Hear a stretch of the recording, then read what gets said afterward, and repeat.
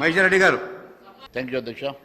ఈరోజు డిమాండ్స్లో భాగంగా ఈ రాష్ట్ర ప్రభుత్వం ఇచ్చిన హామీల మేరకు వ్యవసాయానికి సంబంధించి పంట రుణాల మాఫీ అయితేనేమి, కౌలు రైతులకు పెట్టుబడి సాయంగా ఎకరానికి 15,000 రూపాయలు ఇచ్చేటువంటి రైతు భరోసా అయితేనేమి, రైతు కూలీలకు ఏటా 12,000 రూపాయలు ఇచ్చే పథకం అయితేనేమి, వరితో పాటు ఇతర పంటలకు ఇచ్చే 500 రూపాయల బోనస్ అయితేనేమి, ధాన్యం కొనుగోలు రైతులకు ఉన్నటువంటి ఇబ్బందులు అయితేనేమి, కరువు అకాల వర్షాల వల్ల ఇన్పుట్ సబ్సిడీ అంశంలోనైతేనేమి, అదే మాదిరిగా పంట నష్ట పరిహారం అందేలా ప్రధానమంత్రి ఫసల్ బీమా యోజనలో చేరడం అయితేనేమి, రైతుల ఆత్మహత్యల అంశమైతేనేమి, ధరణి అంశమైతేనేమి, దయచేసి మీరు ఇచ్చినటువంటి హామీలు ఖచ్చితంగా నెరవేర్చే విధంగా ముందుకు వెళ్లాల్సిందిగా నేను ఈ ప్రభుత్వాన్ని కోరుతా ఉన్నాను.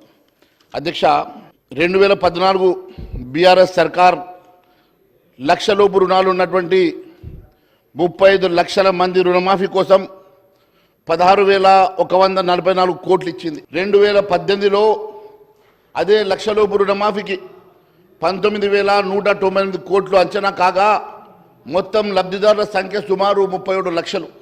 అయితే ఇందులో అందరికీ ఇవ్వకుండా గులాబీ సర్కార్ మోసం చేసింది కాబట్టి గులాబీ సర్కార్ ఓడిపోయి ఈరోజు అపోజిషన్లో కూర్చున్నది. దయచేసి అదే బాటలో మీరు నడవద్దని చెప్పేసి ఈ ప్రభుత్వాన్ని నేను సూచిస్తూ ఉన్నాను.